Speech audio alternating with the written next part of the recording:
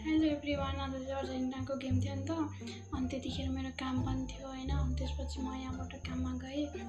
अनि फर्स्ट हाफसम्म ठिकै लाग्यो, केही पनि लागेन। अनि सेकेन्ड हाफदेखि चाहिँ मलाई अलिकति डर लाग्न थाल्यो क्या। अनि त्यसपछि आजको गेम प्ले चाहिँ त्यस्तो खासै राम्रो लागेन मलाई, त्यही पनि।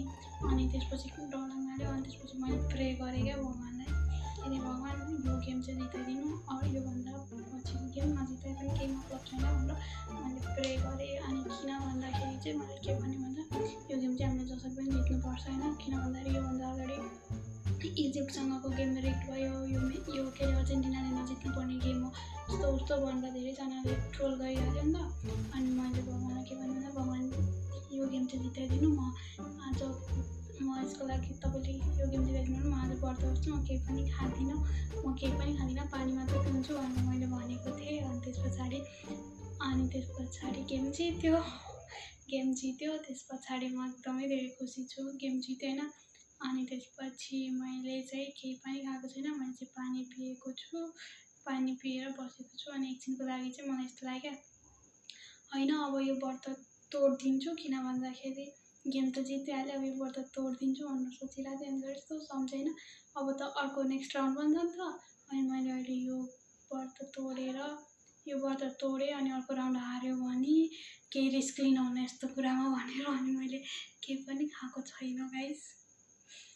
अनि त्यसपछि भनेको म चाहिँ के चाहन्छु भन्दाखेरि अब यो समयको गेम जस्तै भए पनि अब आउने गेम चाहिँ फ्रान्स र स्पेनमा चाहिँ स्पेनले जितोस्। अनि त्यस पछाडि अर्जेन्टिना र इङ्ल्यान्डमा चाहिँ अर्जेन्टिनाले जितोस्। अनि त्यसपछि चाहिँ हुन्छ नि एउटा के अरे मेस्सी अनि त्यसको स्पेन र अर्जेन्टिनाको फाइनलमा चाहिँ अर्जेन्टिनाले जितोस् होइन। अनि पछि मेस्सी निक्लिन्छ, त्यसपछि लामिना हुन्छ। मैले चाहिँ यस्तरी सोचेको क्या। अनि जे भए पनि राम्रै होस् मेरो फुल। अनि त्यसपछि चाहिँ अर्को एउटा कुरा भनेको चाहिँ अब हामी त बार्सिलोनाको फ्यान नै अर्जेन्टिनाको फ्यान हो, र अर्जेन्टिनाको फ्यान नै बार्सिलोनाको फ्यान हो होइन।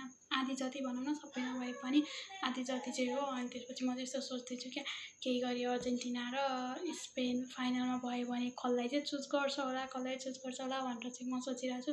अनि अर्को भनेको चाहिँ मेस्सीले अब सायद खेल्दैन होला 2030मा, सायदै खेल्दैन होला। त्यो अब यो उसको लास्टै गेम पनि भयो, अब नेमार निक्ल्यो, रोनाल्डो पनि निक्ल्यो। अब म चाहिँ चाहन्छु कि मेस्सीले चाहिँ यो गेम जितेर नै निक्लोस् भन्ने चाहन्छु। केही गरेर स्पेनले फ्रान्सलाई हरायो र अर्जेन्टिनाले इङ्ल्यान्डलाई हरायो भने अनि त्यस पछाडि बार्सिलोना त भन्दा पनि यता पनि I don't know whom to support anyway, nobody know the fan. आजको कहानी यति हो गाइस, बाई बाई।